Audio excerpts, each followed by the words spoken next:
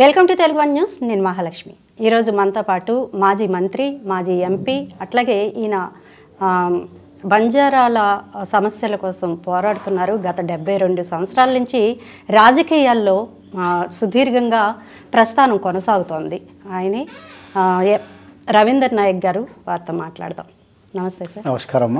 మీ రాజకీయ ప్రస్థానం 72 ఏళ్ళ నుంచి కొనసాగుతోంది, కానీ ఇప్పటికీ బంజారాల సమస్యలు తీర్చలేకపోతున్నారు. దేనికని సార్? ఇప్పుడు భారతదేశం స్వతంత్రం వచ్చి 75-76 సంవత్సరాలు అయితే ఈ 76 సంవత్సరాలలో అనేక తెగలు, అనేక జాతులు, అనేక రకాల సమస్యలతో ఎదురెదుతూ అభివృద్ధి దిశగా ప్రయాణిస్తున్నా కూడా కొన్ని తెగలు, కొన్ని జాతులు వెనుకబడే ఉన్నాయి. దాంట్లో బంజారా తెగ ఒకటి. అంటే దేశంలో గిరిజనులు దాదాపుగా 745 తెగలు ఉంటారు. అందులో బంజారా తెగ ప్రముఖమైన తెగ, అత్యధిక జనాభా కలిగినటువంటి తెగ.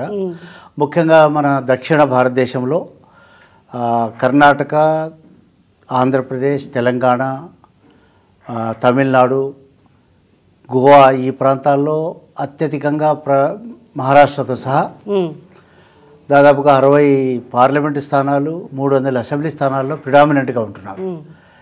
అయితే ఈ సంఖ్య కలిగినటువంటి సమాజం 1976లో తెలంగాణ ప్రాంతంలో పర్టికులర్గా షెడ్యూల్ ట్రైబ్గా గుర్తించబడడం, అంతకుముందు 20 సంవత్సరాలు నష్టపోయి గుర్తించకపోవడం వల్ల చాలా నష్టం కూడా జరిగింది. ఆ తరుణంలో నేను అంటే 52 సంవత్సరాల పూర్వం, అంటే 1970-71లో నేను హైదరాబాద్ రావడం, ఆ సమయంలో చదువుకోవడానికి మరి మెడిసిన్ చేయాలనే ఉద్దేశంతో వచ్చిన సందర్భంగా ఆ రోజుల్లో రిజర్వేషన్ లేదని చెప్పేసి సీట్ రాకపోవడం, ఆ రోజు నుంచి నేను గత 52 సంవత్సరాలుగా ఈ యొక్క సమస్య మీద పోరాటం చేయడం జరిగింది. 1976లో దాన్ని పార్లమెంట్ అమెండ్మెంట్ ద్వారా సాధించుకున్నాం.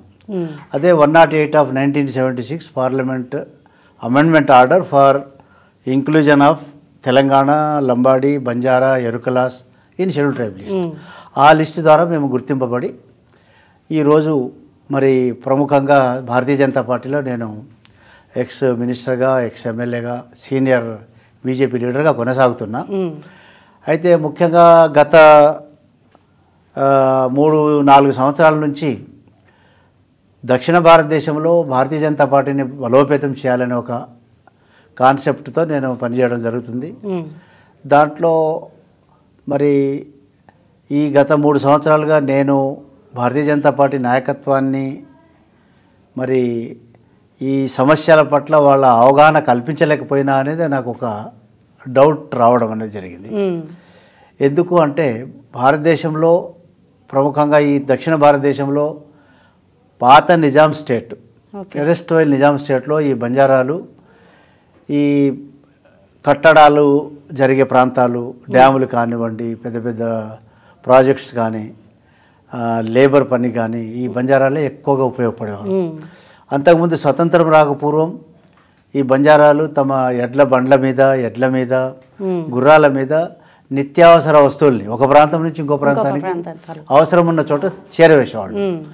దాంట్లో భాగంగానే ఈ నార్త్ నుంచి ఎప్పుడో 100 సంవత్సరాల క్రితం మరి వస్తూ ఇక్కడ బంజారా హిల్లో క్యాంప్ వేసేవారు.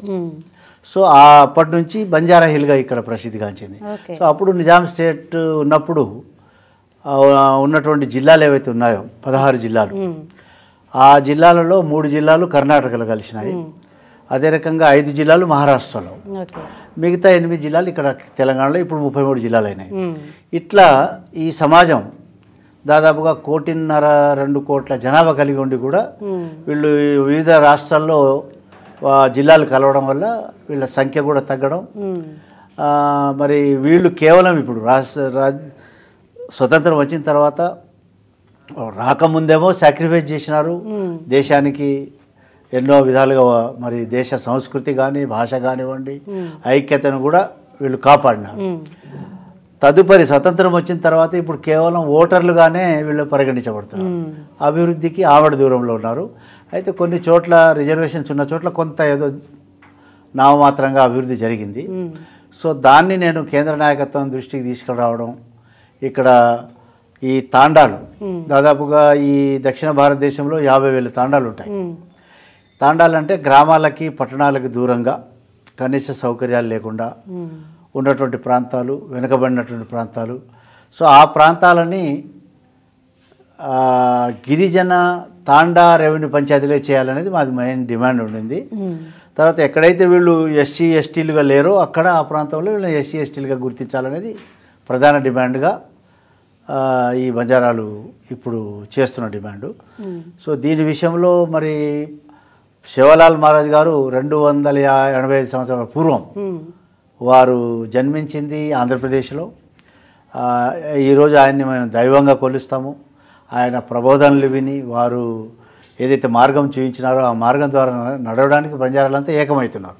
అయితే ఈ సందర్భంలో మేము వారి గురించి కూడా చరిత్రలో వారిని కూడా గుర్తించాలి. తర్వాత బంజారా హిల్స్లో క్యాంప్ చేసినటువంటి శివలాల్ మహారాజ్ గారు వారి ఒక 108 అడుగుల ఒక స్టాచ్యూ అక్కడ పెట్టాలని, అదే రకంగా మరి ఆ రోజుల్లో ఉన్నటువంటి నవాబులు శివలాల్ మహారాజ్ గారిని రిసీవ్ చేసుకోవడానికి మన గోల్కొండ కిలా దగ్గర బంజారా దర్వాజా కూడా వాళ్ళు నిర్మించినారు. ఈరోజు కూడా ఆ పేరు రాసి ఉంది. సో ఆ దర్వాజా నిర్మించి ఆ దర్వాజా నుంచి శివలాల్ మహారాజ్ గారిని అప్పటి రాజు వారు రిసీవ్ చేసుకున్నారు. అటువంటి శివలాల్ మహారాజ్ గారు ఒక మహత్తరమైన శక్తిగా మా కులదైవంగా వారు ఇప్పుడు వెలుగొందుతున్నారు. అంటే సార్ ఇప్పుడు మీరు బీజేపీకి విన్నవిస్తాను అంటున్నారు, కానీ ఇక్కడ తెలంగాణలో కాంగ్రెస్ ప్రభుత్వం ఫామ్ అయింది కాబట్టి మీరు ఎందుకు కాంగ్రెస్ సీఎంకి మీరు మీ సమస్యలు తీసుకెళ్ళకూడదు ఆయన దృష్టికి? మేము అన్ని పార్టీల వాళ్ళకి చెప్తున్నాము. ఇంతకుముందు కాంగ్రెస్ గుర్తింపు తెచ్చింది, 1976లో గుర్తింపు ఇచ్చింది కాంగ్రెసే. అయితే వీళ్ళు కేవలం ఎక్కువగా ఎలక్షన్లలో మాత్రమే వీళ్ళను ఓటర్లుగానే పరిగణిస్తున్నారు తప్ప వీళ్ళ మూల సమస్యల్ని సాల్వ్ చేయలేకపోతున్నారు. అవి సాల్వ్ కావాలనేది ఇప్పుడు కేంద్రం రాష్ట్రము వాళ్ళు ఈ సమస్యల్ని పరిష్కరించడానికి ముందుకు వస్తే తప్పకుండా పరిష్కారం. అంటే గిరిజన ప్రాంతాల్లో ఎక్కువగా పర్యటిస్తూ ఉంటారు సీతక్క, ఇప్పుడు మినిస్ట్రీ కూడా వచ్చింది, మరి అలాంటి వాళ్ళకి విన్నవిస్తే మీ సమస్యలు ఏమైనా తీరే ఛాన్సెస్? ఈ ప్రభుత్వం ఇప్పుడే వచ్చింది. సో ఇప్పుడు మేము కేంద్ర ప్రభుత్వం దృష్టికి తీసుకురావడము, అదే రకంగా రాష్ట్ర ప్రభుత్వం దృష్టికి తీసుకురావడం. సో శివలాల్ మహారాజ్ గారిని యొక్క గుర్తింపుకు ఇదొక డిమాండ్. రెండవది తాండాల్ని గ్రామ పంచాయతీలుగా గిరిజన గ్రామ పంచాయతీ అంటే ఇప్పుడు చేసినారు, బట్ నిధులు లేవు, రెవెన్యూ లేని గ్రామ పంచాయతీలు చేసినారు. ఇది గత ప్రభుత్వం 10 సంవత్సరాలు పవర్లో ఉన్నటువంటి ప్రభుత్వం కేవలం వీళ్లకు 12% రిజర్వేషన్లు ఇస్తామని, తాండాలు రెవెన్యూ పంచాయతీలు చేస్తామని చెప్పేసి వీళ్ళను మరి ఆ విధంగా చేసి 2 సార్లు ప్రభుత్వం ఏర్పాటు చేసినా ఆ ప్రభుత్వం కూడా ఏం చేయలేదు. సో ఇప్పుడు ఈ ప్రభుత్వమైనా కనీసం గుర్తించాలని మేము కొన్ని డిమాండ్లు పెట్టినాము. సో అందులో భాగంగా ఇప్పుడు నేను ఉన్నటువంటి పార్టీ ఇంకా గుర్తించడం లేదు అనేది ఒక ఆ విషయాన్ని మేము ఇప్పుడు కేంద్ర పెద్దల దృష్టికి తీసుకురావాలనే ఉద్దేశంతోనే ఈరోజు మేము నెక్స్ట్ పార్లమెంట్ ఎలక్షన్స్ రాబోతున్నాయి కదా సార్, మరి మీరు ఎంపీగా పోటీ చేయబోతున్నారా? తప్పకుండా నేను చేయాలని చెప్పేసి నేను మా నాయకత్వాన్ని కూడా తెలియజేసిన, కానీ నాయకత్వం మాత్రం ఏమిలాంటి రెస్పాన్స్ ఇవ్వడం లేదు.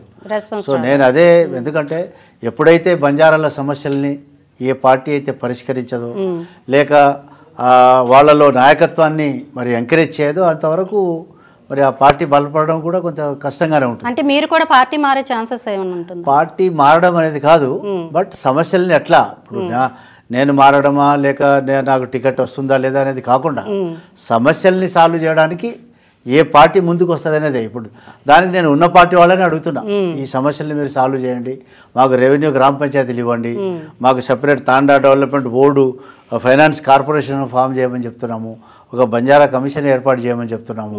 సో ఈ విధంగా కొన్ని డిమాండ్లు మేము గత 2-3 సంవత్సరాలుగా మేము చేస్తున్నాం రిపీటెడ్గా. కానీ ఈ మరి కేంద్ర ప్రభుత్వం, కేంద్ర నాయకత్వం కానీ రాష్ట్ర నాయకత్వం ఇంతవరకు దాని మీద ఎలాంటి చర్యలు తీసుకోలేదనేది ఈ సందర్భంగా నేను చెప్పదలుచుకుంటున్నా. అదే రకంగా ఇప్పుడు ముఖ్యంగా ఈ బంజారాలను ఏ పార్టీ వాళ్ళైతే దగ్గర తీరుస్తారో ఆ పార్టీలకే ఇక్కడ అవకాశాలు ఉంటాయి. అది నిన్నటి ఎలక్షన్లో కూడా తెలిసింది. అంటే ఆ పార్టీలతో కలిసి వెళ్దాం అనుకుంటున్నారా? మీకు బంజారా సమస్యలు తీర్చే పార్టీ వస్తే? నేను వెళ్ళడం అనేది అది ఇండివిజువల్. నేను వెళ్ళడము ఉండడం అనేది కాకుండా ముఖ్యంగా సమస్యల్ని ఏ పార్టీ టేకప్ చేస్తుంది ఆ దాని మీద మేము కాన్సన్ట్రేట్ చేసి ఇప్పుడు మేము కేంద్ర నాయకత్వానికి బీజేపీ రాష్ట్ర నాయకత్వానికి కూడా కోరుతున్నా, వెంటనే మీరు ఈ సమాజం యొక్క ఎల్డర్స్ని పిలిపించి వీళ్ళతో మాట్లాడి వీళ్ళ సమస్యలను ఎట్లా చేయాలా పరిష్కరించాలనేది వాళ్ళతో డిస్కస్ చేయాలని. ఇంతవరకు వాళ్ళంటూ అలాంటి చర్యలు ఏమి తీసుకోవడం లేదు. సో దానికి గాను ఇప్పుడు నేను మరొకసారి నేను మీ ద్వారా T1 న్యూస్ ద్వారా నేను రిక్వెస్ట్ చేసేది ఏమంటే, ఇప్పటికైనా మీరు మాకు కనీసం తెలంగాణలో 15 పార్లమెంటు స్థానాల్లో ప్రిడామినెంట్ మా జనాభా దాదాపుగా 2 లక్షల నుంచి 4 లక్షల 5 లక్షల దాకా ఓటర్స్ ఉన్నారు.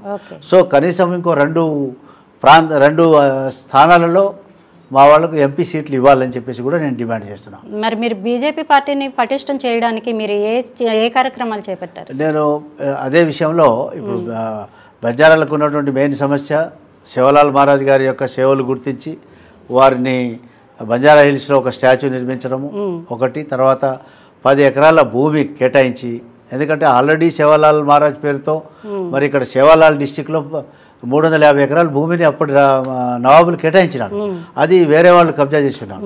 సో అటువంటి ఉన్నటువంటి ప్రాంతంలో ఇప్పుడు 10 ఎకరాల భూమి కేటాయించి అక్కడ శివలాల్ మహారాజు జగదంబ మందిరాలు నిర్మించాలని, రెవెన్యూ తాండా పంచాయతీలు చేయాలని, వీళ్ళ యొక్క ఏదైతే ఈ తాండాలకు కావాల్సినటువంటి మినిమం ఫెసిలిటీస్ కల్పించాలని, తర్వాత పార్టీలో ప్రాధాన్యత ఇప్పుడు రాష్ట్ర పార్టీలో కానీ కేంద్ర పార్టీలో కానీ ఇక్కడ వాళ్ళని ఎవరిని తీసుకోలేదు. సో ఇది ఇంతవరకు దాకా నేను ఒక సీనియర్ మరి లీడర్గా సీనియర్ కార్యకర్తగా ఈ సమాజం నుంచి ఉన్నా, మరి వాళ్ళు తప్పకుండా పిలిచి మాట్లాడతారని నేనైతే అనుకుంటున్నా. నేను నల్లగొండ నుంచి కూడా నేను సీట్ కోరినా, కానీ ఇంతవరకు ఏం రెస్పాన్స్ లేదు. సో వీళ్ళు రెస్పాన్స్ ఇవ్వాలి.